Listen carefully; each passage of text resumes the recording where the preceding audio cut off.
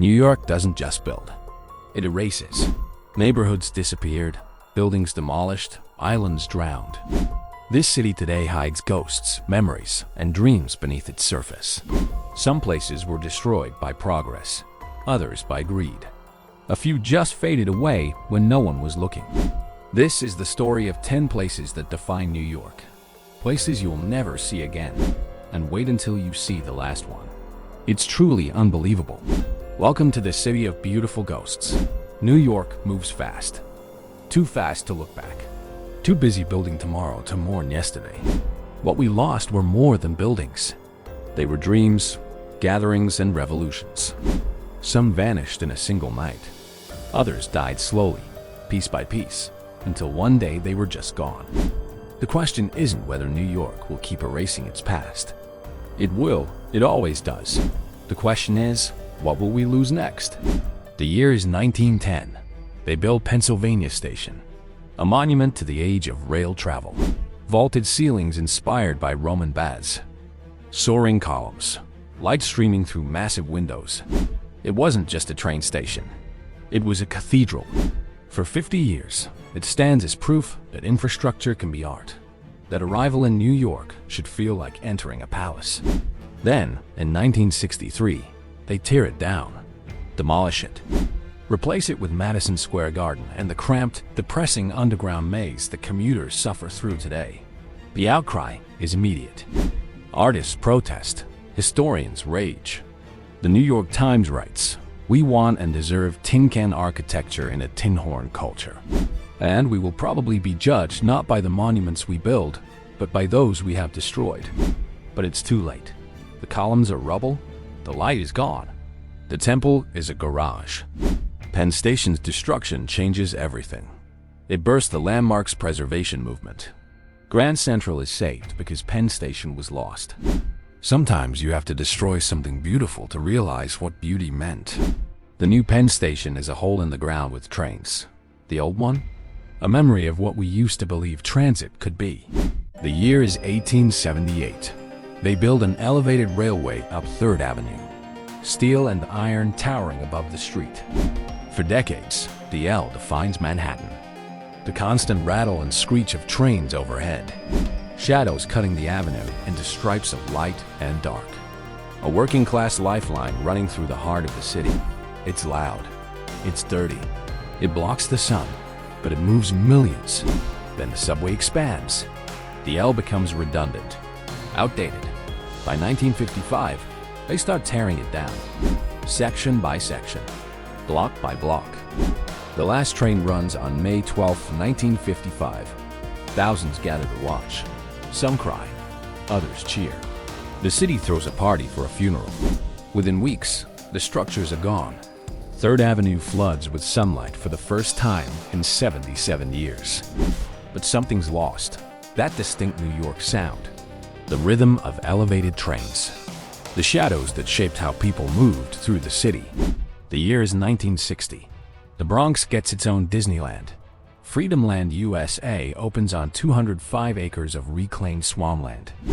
A theme park shaped like a map of America. The Old Southwest. San Francisco's Barbary Coast. Chicago's Great Fire. It's ambitious. It's massive. And it's doomed from the start. The location is terrible. Transportation is a nightmare. Maintenance costs spiral out of control. By 1964, just 4 years after opening, they close the gates for good. Bulldozers arrive, destroying everything we love. Today, it's Co-op City. High-rise apartment buildings where roller coasters used to stand. Most people don't realize they're living over the Bronx's magical past. 4 years. That's all Freedomland got. A blink. A failed experiment in joy. Now it's apartments. And the only fires burning are on kitchen stoves. 10 places. 10 ghosts. Some died fast. Others bled slowly. But all of them shaped the city in ways we're still trying to understand. Keep watching. The losses get darker. Wait until you see the last one. The Catskills. The 1950s and 60s. Jewish families escaped the summer heat of New York for resorts in the mountains. The Borscht Belt. Hundreds of hotels. Grossingers. The Concord. Kutchers. It's where careers are born. Jerry Lewis, Mel Brooks, Joan Rivers, Rodney Dangerfield. They cut their teeth on stages in the mountains, perfecting their craft for crowds who came to laugh. But then air travel gets cheap. Florida becomes accessible. Air conditioning makes the city bearable. By the 1970s, the crowds stop coming. Resorts are closing, buildings decay, pools fill with leaves, and ballrooms become raccoon homes. Today, most of them are ruins, crumbling monuments to a specific kind of American culture that no longer exists. A few have been demolished.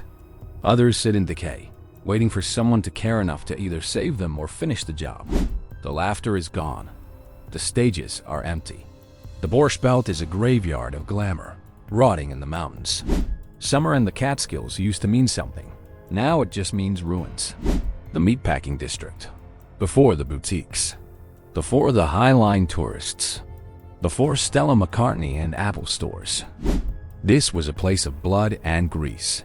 Sides of beef hanging on hooks. Slaughterhouses operating through the night.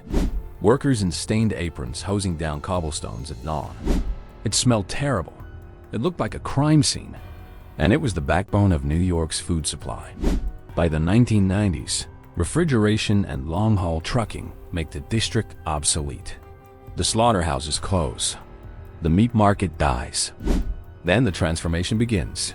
Nightclubs move in. Then galleries. Then high-end fashion.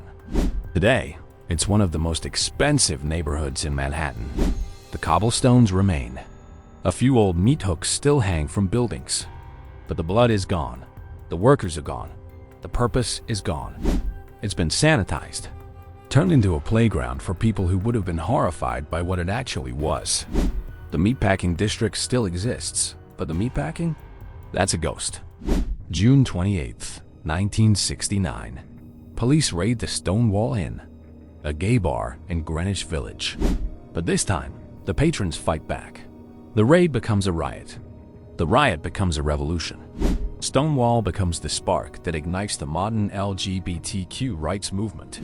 The bar becomes sacred ground, a symbol, the birthplace of pride.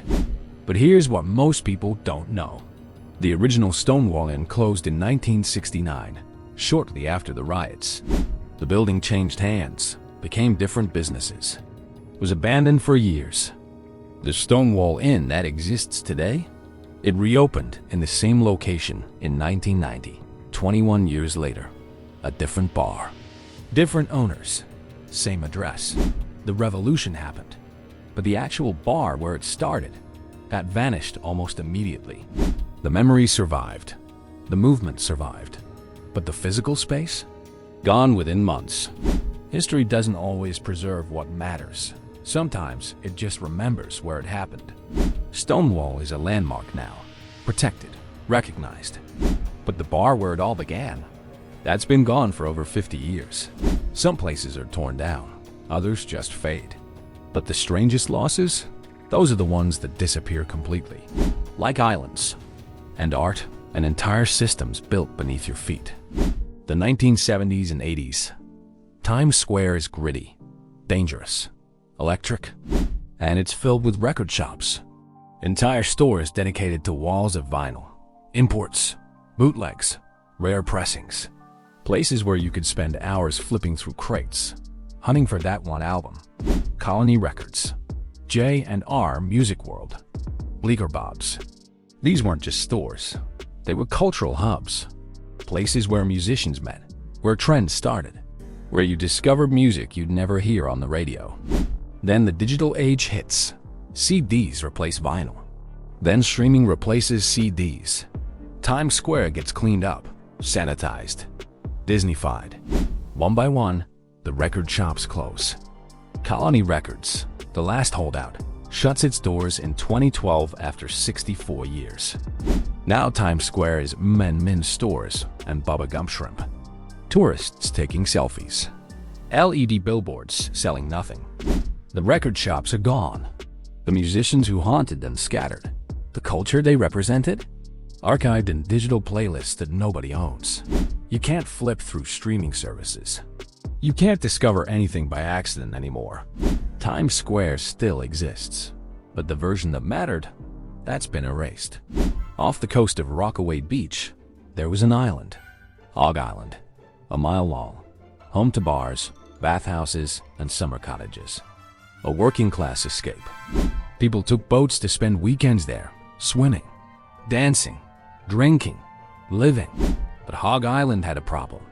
It was made of sand, and sand moves. Slowly, over decades, the ocean ate it. Storms carved away pieces.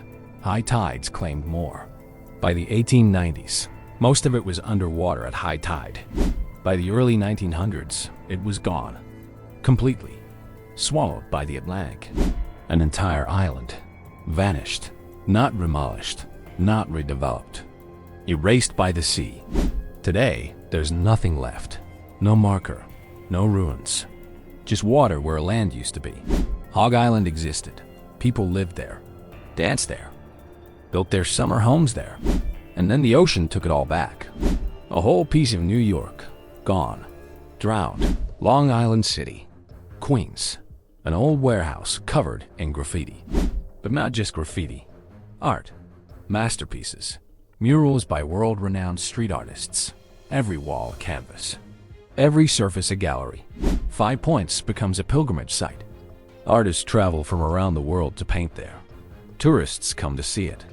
Filmmakers use it as a backdrop. It's legal, protected. The owner allows it. For years, it's a mecca for street art. A living, breathing gallery that changes constantly. Then, in 2013, the owner decides to demolish it.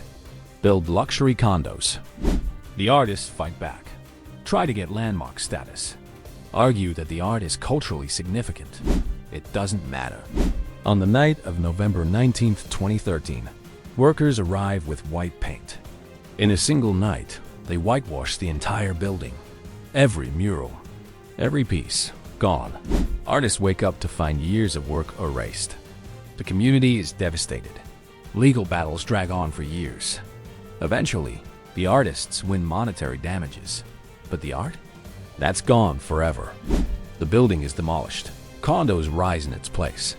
5 Points was erased in a single night. White paint and betrayal. And the people who live in those condos probably don't even know what they're standing on. The year is 1897. New York builds a secret system beneath the streets. Pneumatic tubes. Miles of them. Running under Manhattan and Brooklyn. Mail is loaded into metal canisters. The canisters are fired through the tubes at 30 miles per hour using compressed air. It's fast. It's efficient. It's invisible. A whole network moving mail underground while people walk above, completely unaware. For decades, it works. Millions of letters rocket through the darkness. The city's circulatory system, hidden in the tunnels.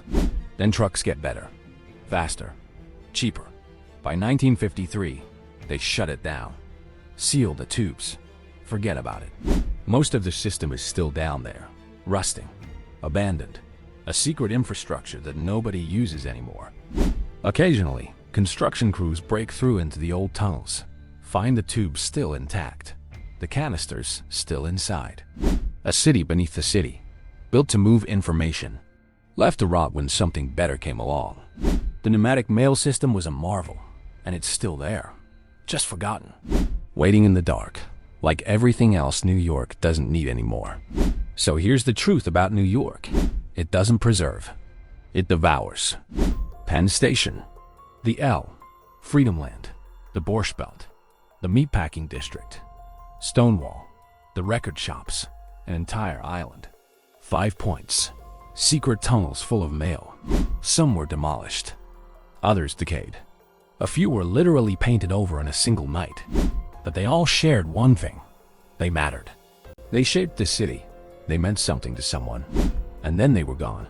New York is built on amnesia. Every generation erases the last. Makes room for the next version of itself. We mourn what we've lost, but we keep destroying. Because that's what cities do. They consume. They transform. They forget. The question isn't whether New York will keep erasing its past. It will. The question is what we'll lose next. 10 vanished places. 10 ghosts haunting the city that killed them. Original Penn Station, torn down for a garden. The 3rd Avenue L, demolished for sunlight. Freedom Land bulldozed after 4 years. The Borscht Belt, rotting in the mountains. The Meatpacking District, sanitized beyond recognition. The original Stonewall Inn, closed right after the Revolution. Times Square record shops, replaced by M&M's. Hog Island, swallowed by the sea. 5 Points, whitewashed in a single night. And the pneumatic mail tubes, still waiting in the dark. These places shaped New York, made it what it was. And when they vanished, something essential died with them. You can't visit them, can't photograph them, can't experience what they meant to the people who loved them. All you can do is remember, and hope the city doesn't forget everything. But it will. It always does. New York doesn't look back. It only looks up, at the next building, the next development, the next version of itself that will one day be demolished too. So the next time you walk past something beautiful in New York, take a picture. Remember it, because one day it'll be gone, and no one will believe it was ever there. If this made you nostalgic, hit that like button. Subscribe for more lost New York stories. And if you thought these losses were tragic, wait until you hear the next story.